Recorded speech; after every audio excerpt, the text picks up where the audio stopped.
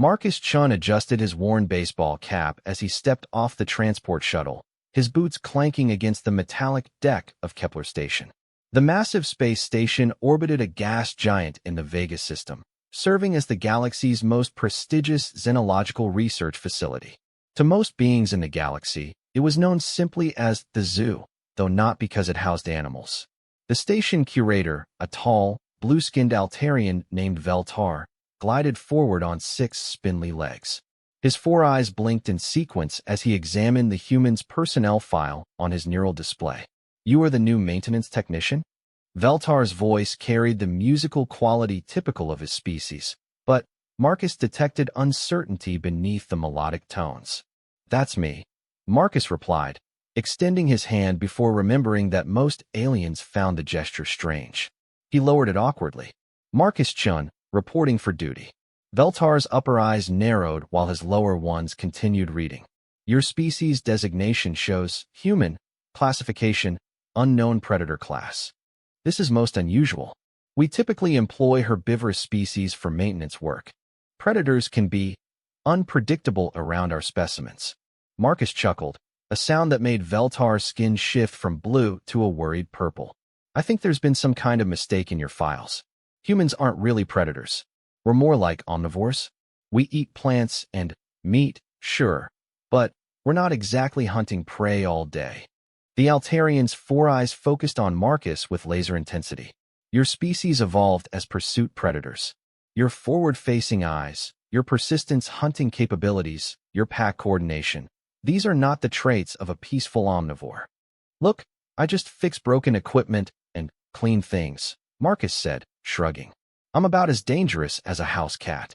Veltar's skin color shifted to an alarmed orange. "A house cat? You domesticated predatory felines for companionship." His voice rose an octave. "This confirms our concerns about human psychological stability." Marcus rolled his eyes. "They're tiny. Like this big." He held his hands apart. "They mostly sleep and knock things off tables. Predators that you allow in your homes," Veltar muttered, making rapid notes. "Fascinating and disturbing." He straightened to his full 7-foot height. "Very well. But you must understand, Kepler Station houses the most dangerous beings in the galaxy. Each specimen is here because their species has been classified as a galactic threat. Your duties will be limited to the outer maintenance areas only." "Dangerous how?" Marcus asked as they walked through the pristine corridors. The walls were transparent aluminum, offering views of the star-filled void beyond. Some are ancient warrior races that could tear through starship hulls with their bare hands. Others are psychic entities capable of driving entire populations insane. We have collected beings from dead civilizations, species that destroyed themselves through violence or consumed their own worlds.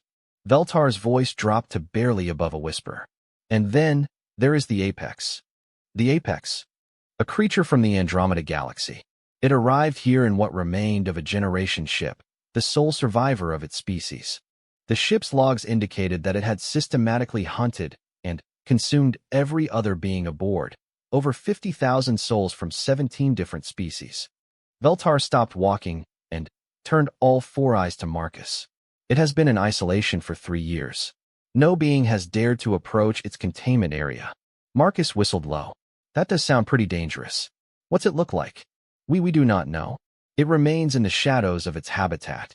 Our sensors detect only movement, but no clear image. The few times we have sent drones for observation, they have been destroyed within moments." Veltar resumed walking, his gait more hurried now. "This is why I worry about having a predator species on staff, even for maintenance. Your instincts might activate in the presence of such a creature." "My instincts are mostly limited to finding the nearest coffee machine and avoiding paperwork," Marcus said dryly. They reached a large observation deck where dozens of different alien species worked at various monitoring stations. Through the massive windows, Marcus could see a series of habitat domes extending from the station like soap bubbles. Each dome contained a different environment, some filled with swirling gases, others with exotic landscapes that defied physics. "Each dome is customized for its inhabitant," Veltar explained. "Gravity, atmosphere, temperature, lighting, all perfectly controlled. We study these beings to understand what makes a species become a galactic threat. Perhaps one day we can prevent other races from following the same destructive paths. Marcus nodded, genuinely impressed by the operation. How many species do you have here? Currently 47, though the number changes. Some specimens eventually expire, despite our best care. Veltar's skin flickered between blue and green.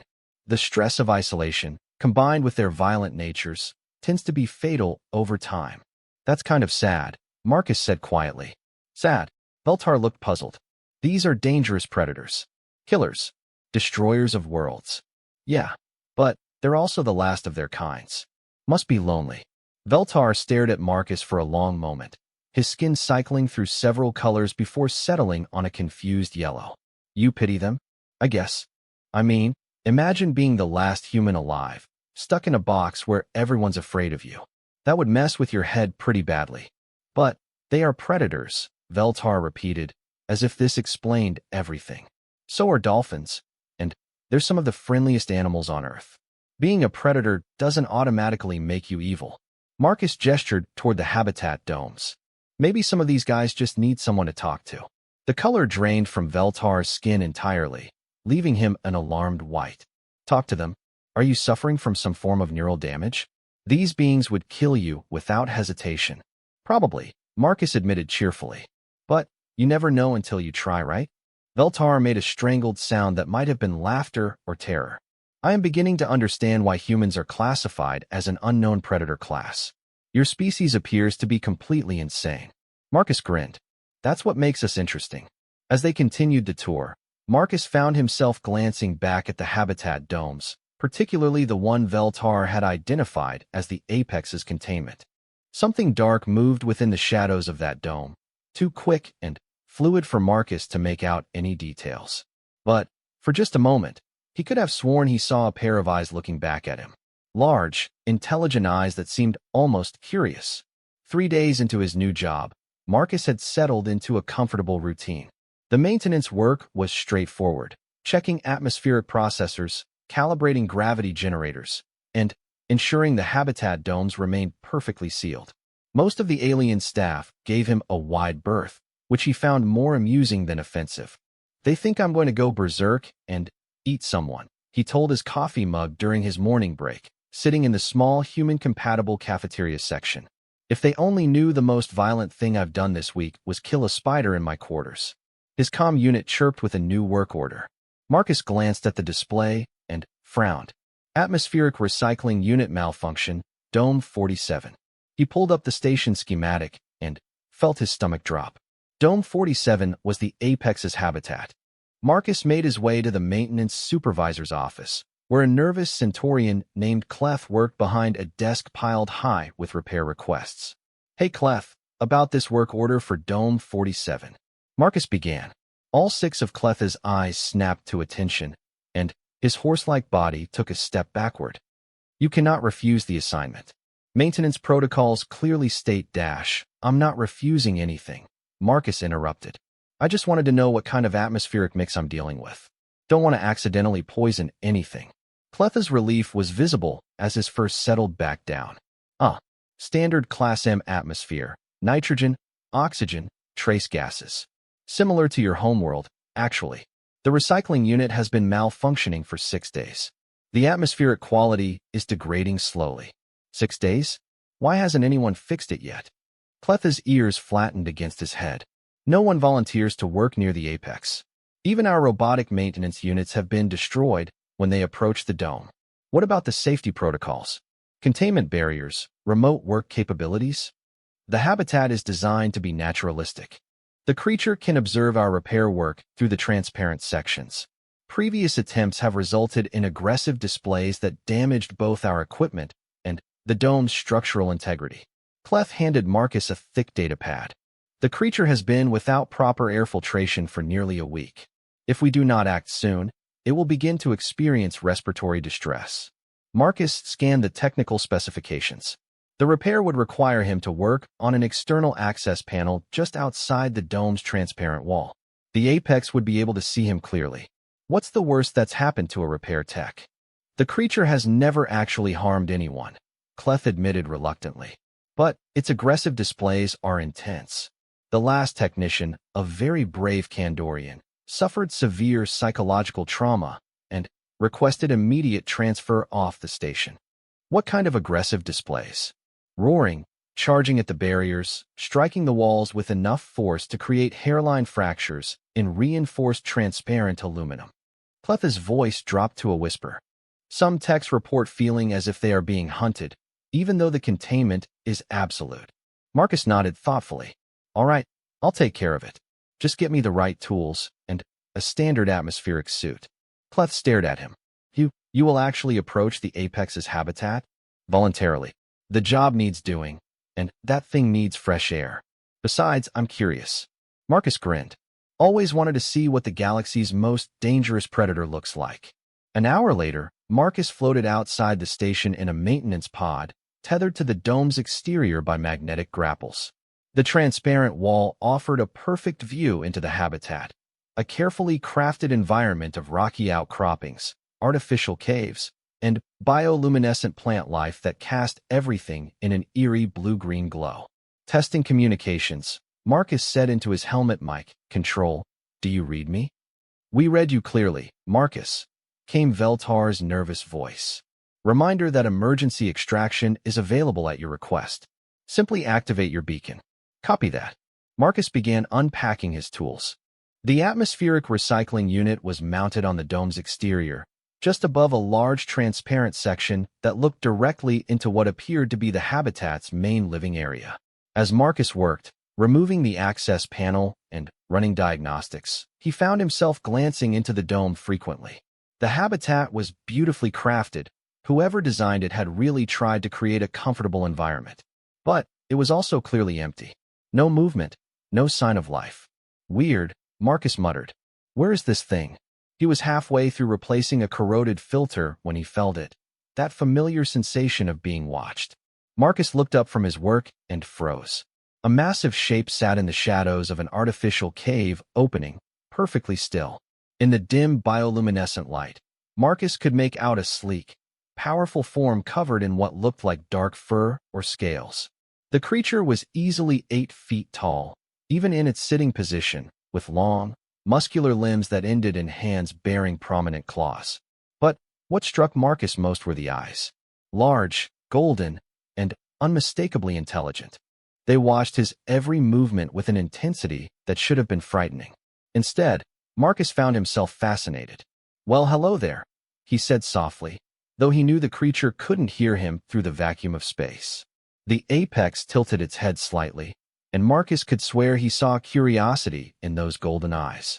"Control, I've made visual contact with the specimen," Marcus reported, continuing his repair work. "It's observing my activities, but showing no signs of aggression. Are you certain you are safe?" Veltar's voice was tight with worry. Previous reports indicated immediate hostile response to human presence. Marcus glanced back at the creature, which hadn't moved. "It seems more curious than angry. Kind of like..." He paused, searching for the right comparison. "Like a big cat watching something interesting." There was dead silence on the comm channel for several seconds. Did you just compare the galaxy's most dangerous predator to a domestic feline?" Veltar's voice cracked slightly. "I mean, the body language is similar. Head tilted, alert posture, focused attention, but no immediate threat display." Marcus secured the new filter and began reconnecting the atmospheric lines. "It's actually kind of beautiful." "Beautiful?" This was a new voice, Dr. Yith, the station's head xenobiologist. "Human Shun, you are describing a creature that consumed 50,000 beings." "Yeah, but look at it from its perspective," Marcus said, testing the repaired unit. "Stuck on a ship with a bunch of aliens, probably scared and confused, natural predator instincts kick in. Not saying it was right, but I can understand how it happened." The creature in the cave shifted slightly, and Marcus saw more of its form. It was definitely feline in overall build, but larger and more powerfully constructed than any Earth cat. Its movements were fluid and graceful, with that characteristic predator's economy of motion. "Atmospheric recycling restored," Marcus announced, finishing his work. "The unit is operating at normal parameters." As he began packing his tools, Marcus noticed the creature had moved closer to the transparent wall. It was now only a few feet away, separated by the barrier.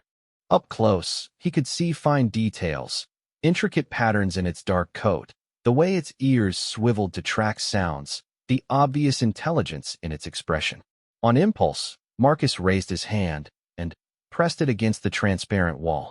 The creature's eyes widened slightly, and, after a moment's hesitation, it approached the barrier.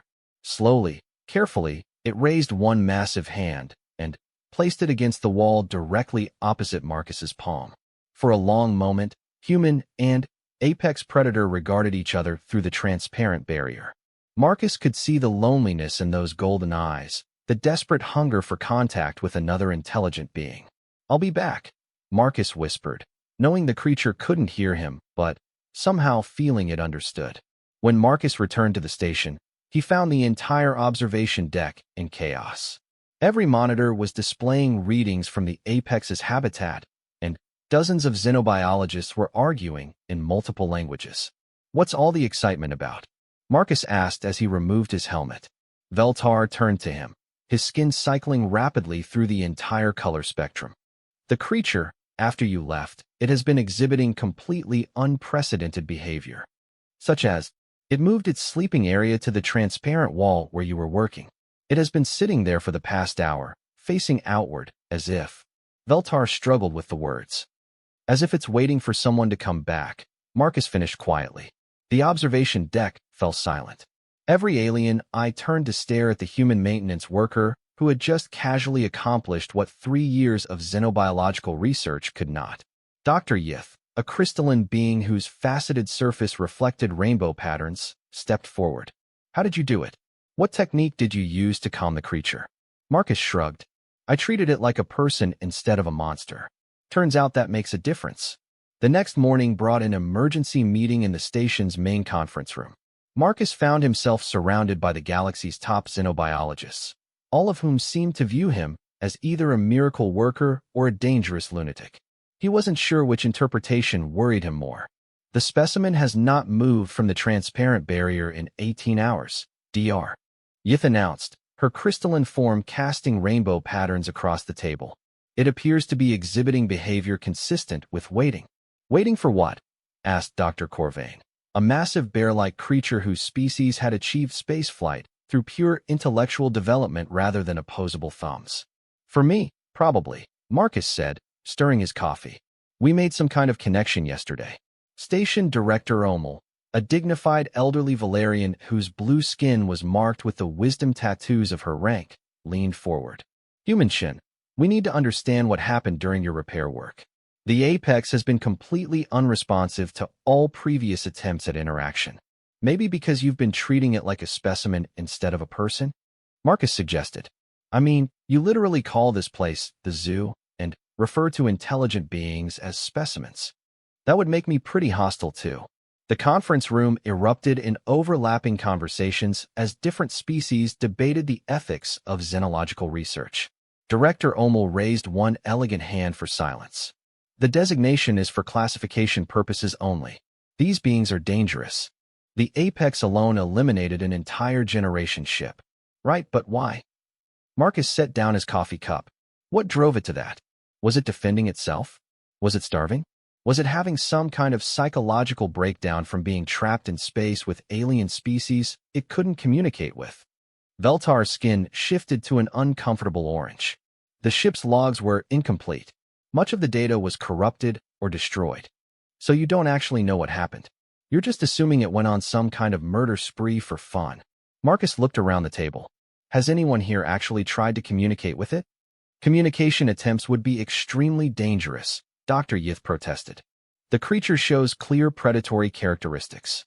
So do humans, apparently. But you're all talking to me just fine. Marcus grinned at the uncomfortable silence that followed. Look, I'm not saying let's have a sleepover with the thing. But maybe we could try something simple. Basic communication protocols. Director Omel studied Marcus carefully. What did you have in mind? Let me go back. Set up some kind of communication interface near the transparent wall. See if it responds to simple symbols, mathematics, basic concepts. Marcus shrugged. Worst case scenario, it ignores me. Best case, we learn something new. Worst case scenario, it becomes agitated and damages its containment, Veltar corrected nervously. The containment is rated for direct bombardment from a Class 7 starship, Dr. Corvain rumbled. I believe it can withstand whatever the creature might do in frustration. After 2 hours of debate, Director Omel finally approved a limited communication experiment. Marcus would approach the habitat with a portable holographic interface, capable of displaying simple images, mathematical concepts, and basic symbolic communication. If the creature shows any signs of aggression, you withdraw immediately, Director Omel insisted. This is xenological research, not a social visit. Understood. Marcus agreed, though privately he suspected the distinction might not be as clear-cut as the director believed. That afternoon, Marcus floated outside the habitat dome once again, this time carrying a briefcase-sized holographic projector. The apex was exactly where he expected to find it, sitting near the transparent wall, watching the stars beyond. When Marcus appeared, the creature's ears perked up and those golden eyes focused on him with unmistakable recognition. Hello again, Marcus said softly as he set up the projector. The device activated, creating a translucent display screen between him and the habitat wall. The apex approached the barrier cautiously, its head tilted in obvious curiosity. Up close, Marcus could see more details. The creature's face was elongated like a feline's, but with more pronounced cheekbones and a distinctly humanoid intelligence in its expression. Its dark coat shimmered with subtle patterns that shifted in the bioluminescent light. Marcus started with the simplest possible communication, basic counting. He displayed 1 dot, then 2, then 3, establishing a simple mathematical progression. The apex watched intently, its tail? Yes, it had a tail, twitching with what looked like concentration. When Marcus paused after displaying 10 dots, the apex did something unexpected. It raised one hand and pointed at the display, then at itself, then back at the display. The meaning was clear. Continue. You understand? Marcus breathed. You actually understand. He continued the sequence to 20, then switched to simple shapes, circles, triangles, squares. The apex followed each progression with obvious comprehension. When Marcus displayed a star shape, the creature actually pointed toward the real stars visible beyond the station. Control, are you seeing this? Marcus asked. We are recording everything. Dr. Yitha's voice was tight with excitement. The creature is demonstrating clear pattern recognition and symbolic association. This is unprecedented. Marcus decided to try something more complex. He displayed a simple pictogram of a humanoid figure, then pointed at himself. The creature's eyes widened, and it pointed at the figure, then at Marcus. That's me, Marcus said, even though he knew the creature couldn't hear him. He then displayed a more abstract figure, taller, more muscular, with a tail, and pointed at the creature. The apex stared at the display for a long moment, then slowly shook its head. It approached the transparent wall and placed both hands against it, looking directly at Marcus. Then it pointed at the abstract figure on the display and shook its head again, more emphatically. It's rejecting the pictogram, Marcus reported. I think it's trying to tell me something. The creature moved away from the wall and began what could only be described as a performance. It stood upright, mimicking the posture of a bipedal being, then gestured toward the display where Marcus's human figure was still visible. It pointed between itself and the human pictogram repeatedly. Oh my God, Marcus whispered. It's trying to tell me it's like me. It's saying it's a person. The creature nodded vigorously, as if it had understood his words through his tone and body language. Then it pointed at itself and made a gesture toward its mouth, followed by pointing at Marcus and making the same gesture. Speech, Marcus realized. It's asking about speech. It wants to know if we can talk. Marcus activated his helmet's external speakers, switching them to maximum volume. Can you hear me now? The apex's reaction was immediate and dramatic. Its eyes widened, its ears swiveled forward, and it pressed itself against the transparent wall. It opened its mouth and made a sound, not the roar that previous reports had described, but something softer, more modulated. Almost like it's trying to speak, Marcus said, his voice filled with wonder. The roaring wasn't aggression. It was trying to communicate, and no one realized it. The creature continued making sounds, its voice rising and falling in patterns that almost resembled language. Marcus couldn't understand the meaning, but the intent was unmistakable. This was an intelligent being, desperately trying to establish contact with another intelligent mind. "We've made a terrible mistake," Marcus said quietly. "This isn't a dangerous predator. It's a person we've been keeping in isolation for 3 years." Behind him, through the comm channel, Marcus could hear heated arguments erupting in the observation center. Some voices called for immediate expansion of the communication protocols. Others demanded that the experiment be terminated for safety reasons.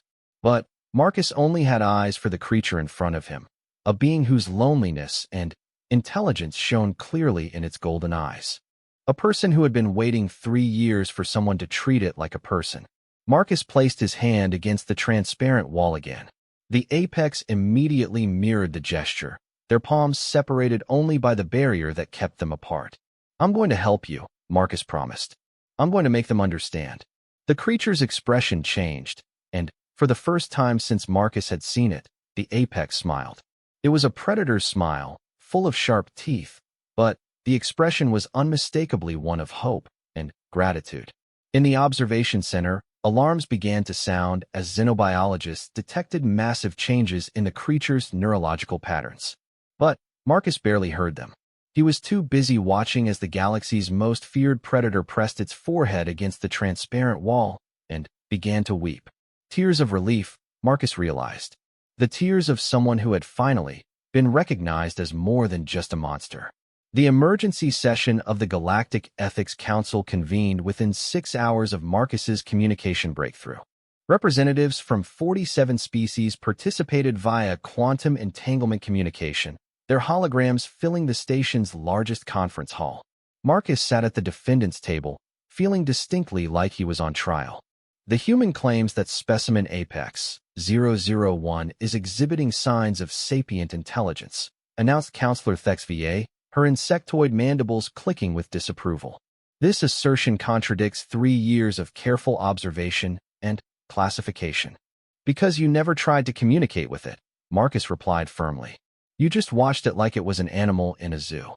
"The being consumed 50,000 individuals," Counselor Mordun rumbled, his massive frame dwarfing even the holographic projection. "This is not the action of a civilized entity."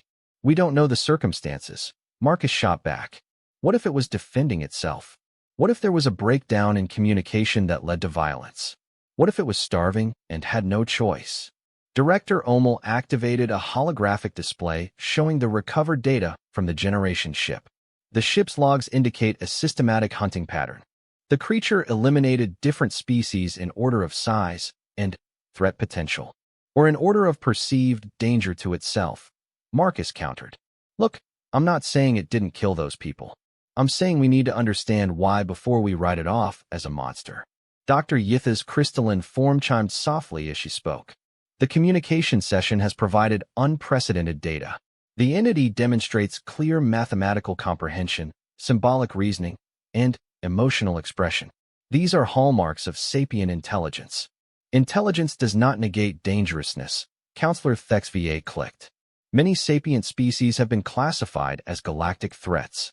Marcus stood up, ignoring the nervous rustling from the alien observers. "Then, let me talk to it properly. Give me a real translation matrix, something that can handle complex language patterns. Let me ask it what happened on that ship." "Absolutely not," Veltar interjected, his skin flashing alarmed red.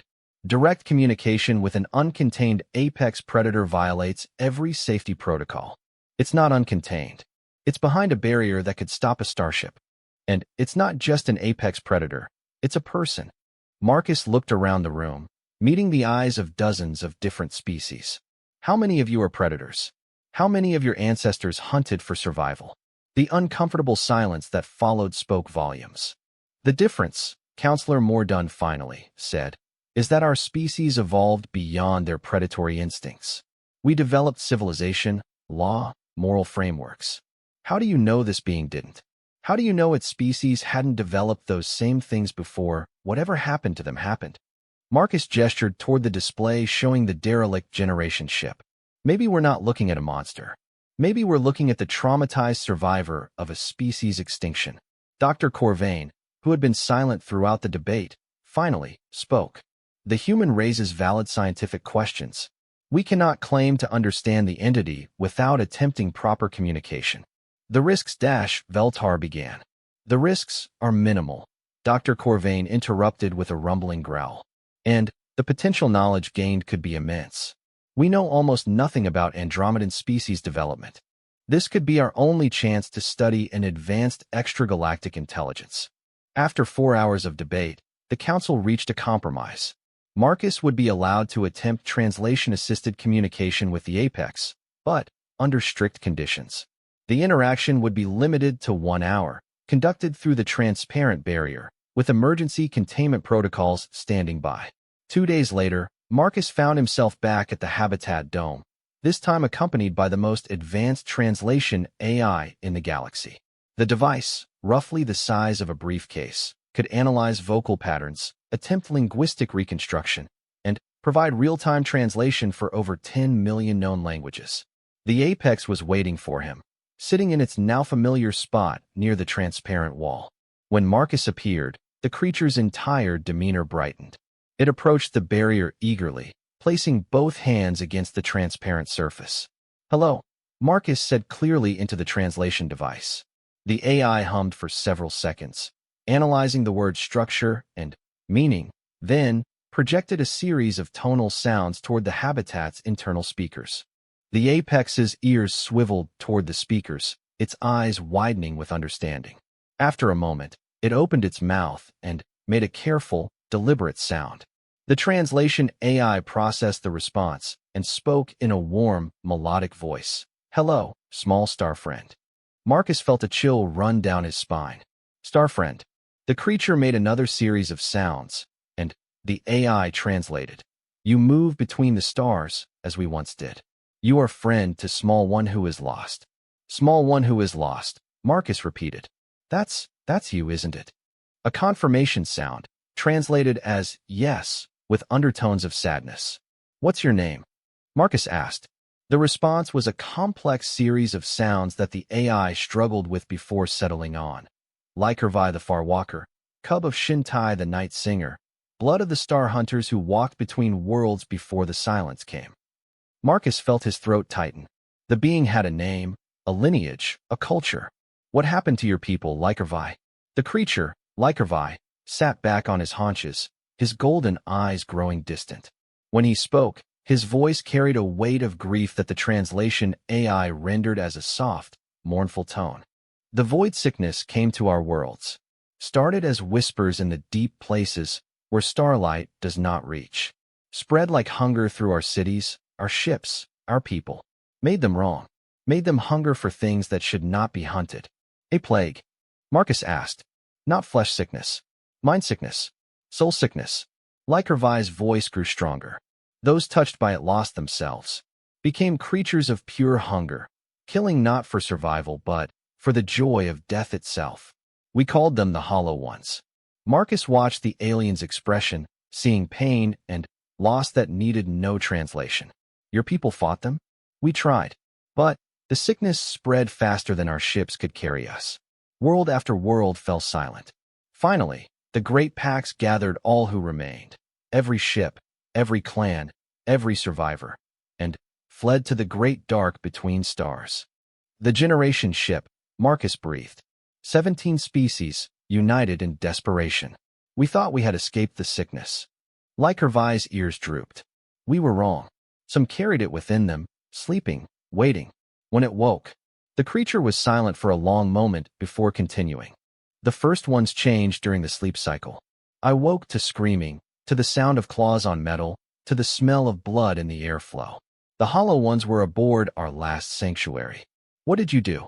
"What I had to do." Lykervi's voice became flat, emotionless. "What my training demanded. I hunted them. All of them. Every Hollow One.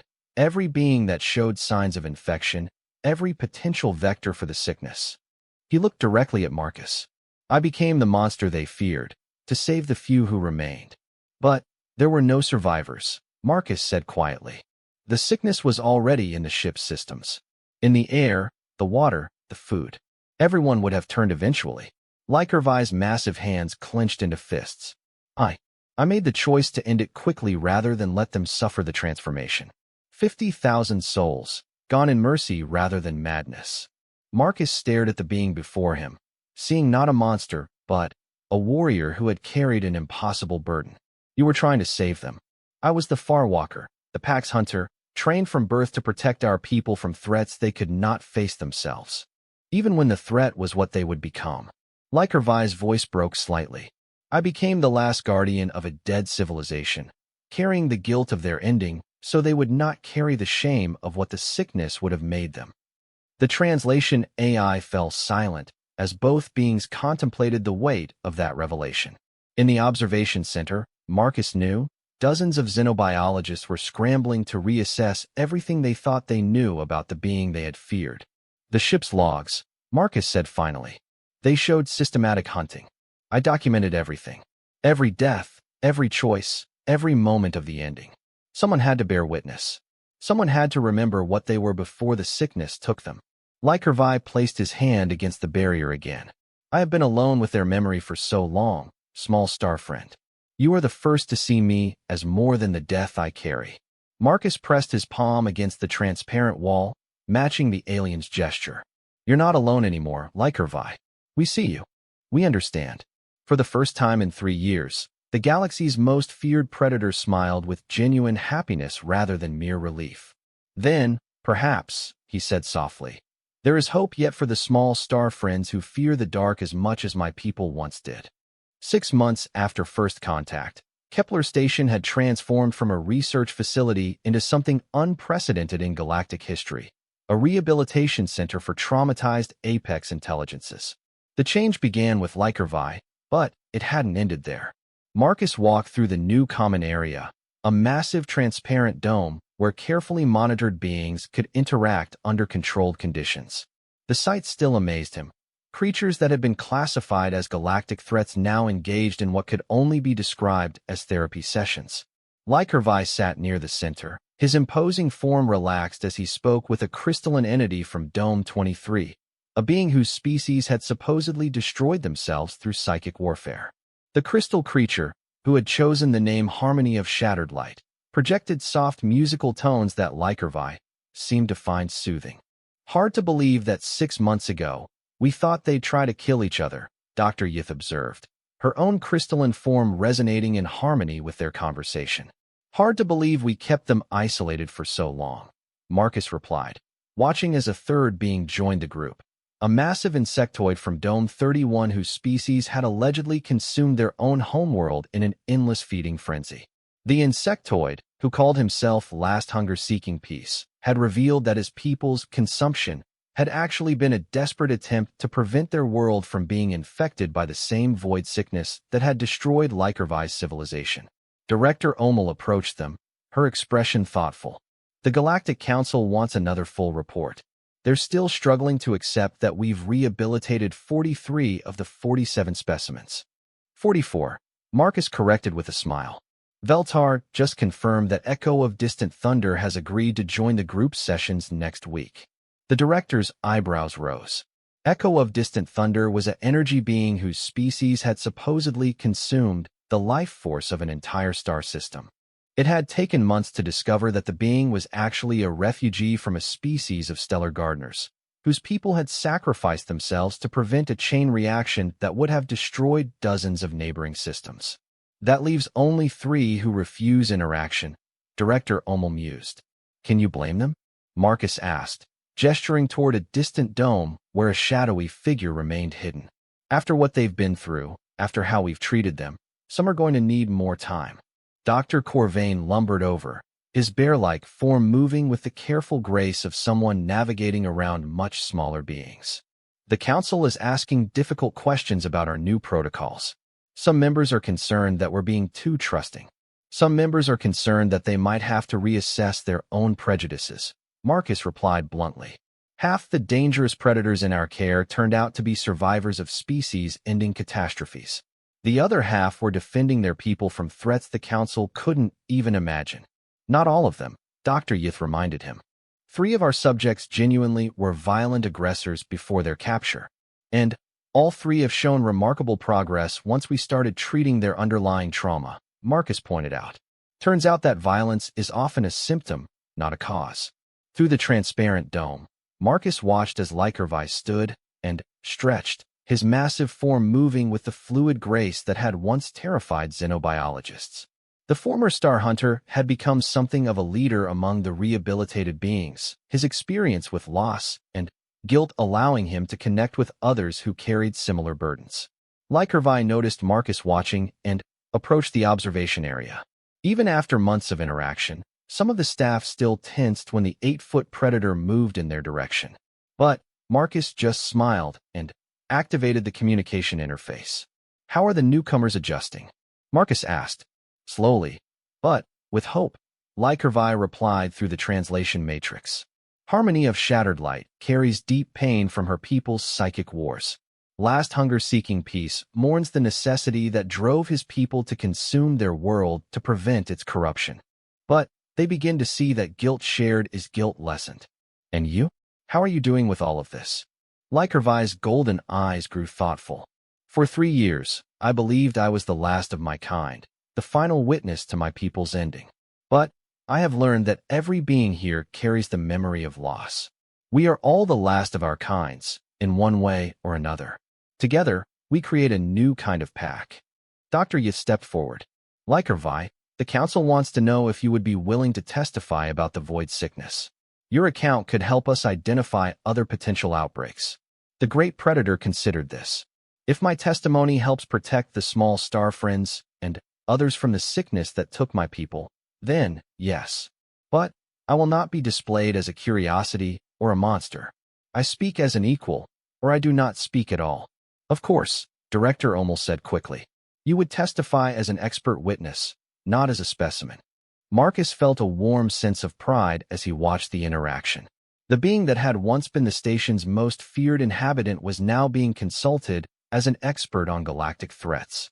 More than that, Lycurvi had become a friend, not just to Marcus, but to dozens of other traumatized beings who had found healing through shared understanding. A soft chime indicated an incoming priority message. Director Omel accepted the communication, her expression growing serious as she listened. "What is it?" Dr. Yith asked. "A rescue ship has arrived in the outer system. They're carrying survivors from a derelict vessel found drifting in the void between galaxies." Director Omel's voice was tight with concern.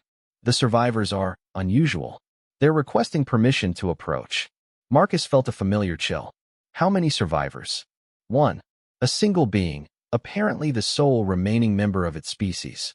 The rescue team reports that it's large, powerful, and shows signs of having survived in isolation for an extended period. Through the communication interface, Marcus heard Lycurvi make a soft sound, not quite a growl, but something deeper, something sad. "Another lost one comes to the Starfriend's sanctuary," the alien said quietly. "Will you treat this one as you once treated me? With fear and cages?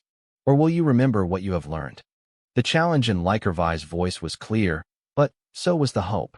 Marcus looked around at the diverse group of xenobiologists who had spent the past 6 months learning to see past their own assumptions about predators and monsters. "I think," Marcus said slowly, "we've learned that the most dangerous thing in the galaxy isn't a particular species or individual. It's the assumption that we understand something without actually listening to it." Director Omel nodded firmly. "Prep the new arrival protocols. Full translation suite, comfortable habitat design, and assign our best contact specialist to the initial interaction." "Who did you have in mind?" Dr. Yith asked. "Marcus," Director Omel said with a slight smile.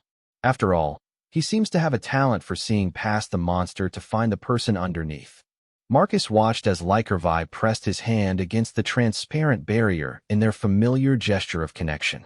The Great Predator's expression was one of approval and something that might have been pride. "Another lost soul seeks sanctuary among the Star Friends," Lycurvi said softly. "Perhaps together, We can help them find what we have all found here. What's that? Marcus asked. Understanding, forgiveness, and the knowledge that no one, no matter how dangerous they appear, should have to carry their pain alone.